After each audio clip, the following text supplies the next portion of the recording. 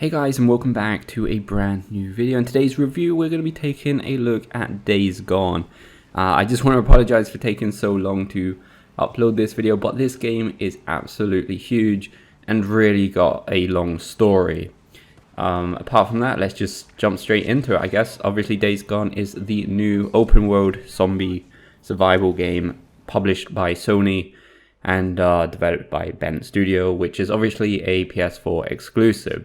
Now, everything I'm about to say is obviously just my opinion. This is not sponsored in any way. I didn't even get a review copy of this game. And everything is seen on a normal PS4 and not a PS4 Pro. So if you do have a PS4 Pro, some little things may change. But anyway, let's just jump straight into it. So, like we said, it is a zombie survival, not horror game. Not in most parts anyway. You will get a few jump scares out of this game. But yeah, it's a massive open world, and I may actually have the unpopular opinion on this game by the looks of things, by the looks of what other people have been saying. But I absolutely enjoyed every moment in this game, apart from a few mishaps, which we'll be mentioning soon. So, as I said, this game is absolutely huge, and it's got a lot of content and a lot of things in it. And the first thing I'm going to say is, like, I think everything is just okay. Like, there's a lot of activities, hunting, collectibles, stealth missions, a lot of shootouts, a lot of customization, survival elements, customization, upgrades. There's a lot of elements. I don't think any of them, like, exceed, like, really that much, but they are not bad. Everything is just okay. But there is one big element that I think is amazing in this game, and that is the story. Just the story alone is close to 50 to 60 hours of gameplay, and I enjoyed every single moment of it. I did not get bored in any point. The characters are amazing. The emotional feeling that everybody's got, they feel unique enough. The story itself is really well put together.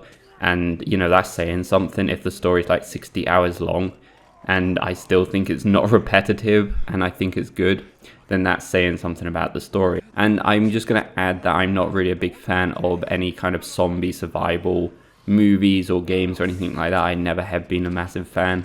But this one actually got me hooked, and the story... Obviously, like, the story on this game doesn't just go to the zombies. We're going to have, like, rival gangs and survivors, and everybody's got their ideology of how to survive the end of the world.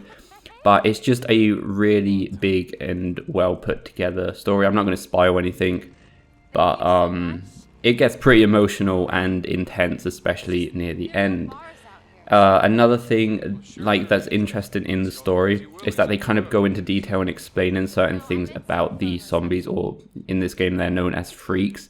They go into, like, what they eat, how, like, they started, how they evolve, and, like, just a study, and it kind of makes it feel like more realistic. Maybe I think realistic's probably taken a bit too far, but, you know, it seems like something that, you know, if it did happen in real life, like, at least they're trying to go into detail why it happened and, like, what they act or how they act and what their mental state is, just little details like that. And I think it's really, really cool.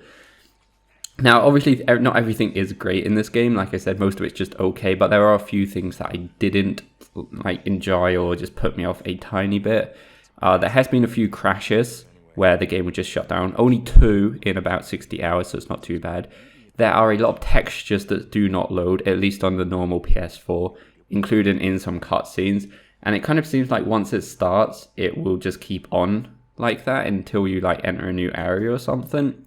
If you try and travel, like, from one point of the map to, like, a far point on your bike at max speed, the map can't really keep up with you, and there will be quite low textures on most parts of the road and stuff like that. I do prefer this than, like, loading screens that just pause the game every minute or so, and it's not too bad. And plus, normally you're not going to be riding from, like, one end of the map to the other. You just fast travel.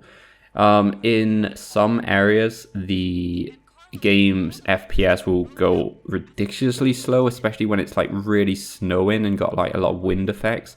There's one part in general that doesn't really run that well at all. like I'm just going over the bad things. It's nothing that works that will spoil the experience, but there are a few things that they really need to fix.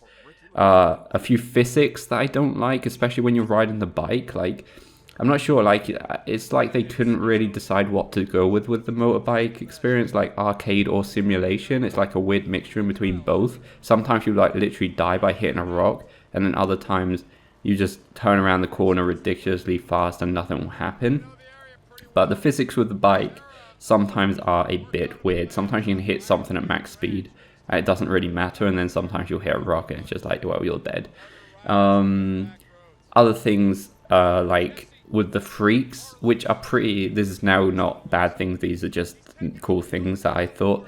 Like with the freaks, you can actually kind of get a bit of a strategy, because when you go outside, if it's nighttime, the freaks will be out. But if it's daytime, the freaks won't be out, but they will be hibernating. So at daytime, you've got to be careful if you're going to go into big buildings or big like structures where they could be hibernating. And I think that's just a cool little detail that they added in the game.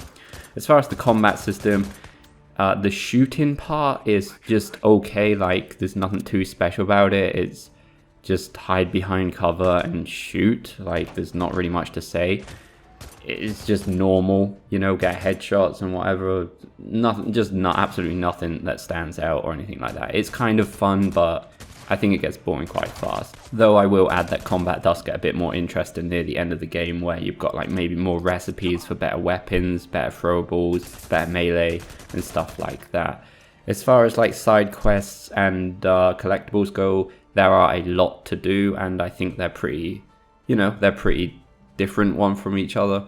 So, you know, there's no complaint there. You're going to get a lot of hours out of this game.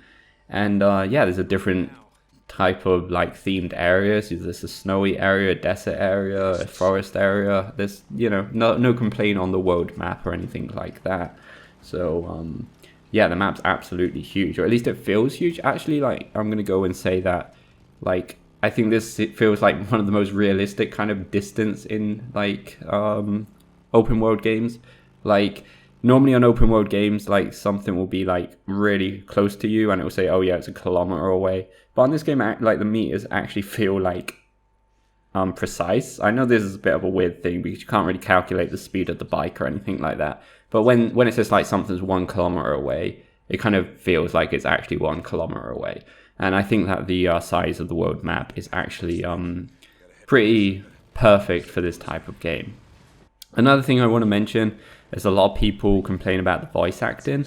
I'm not going to say the voice acting is perfect, but in my opinion, like, when the character kind of all of a sudden changes like tone, or when he feels like really like angry all of a sudden, especially like when you're riding around on your own, like, I just think that it's like the character's mental state, that he's at the end of the world and he may be like slightly paranoid and he's really pissed off of like what's happened, and I like, I'm not gonna say it is that, but I just get the sensation that when he changes tone or like the voice acting feels a bit off, it is just like the character's paranoia of like he is literally at the end of the world and he's like literally lost everything.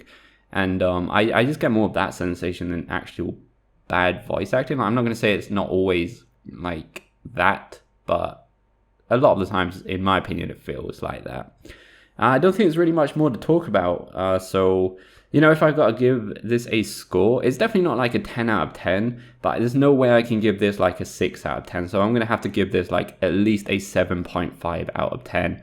And it's just a good game all around. It's not a perfect game all around, but it's definitely not a bad game. And like I said, the story is definitely the high point for me. I did not get bored in all 60 hours of story. Literally played it since the game was released, and I kind of want more story because it is really, really well done.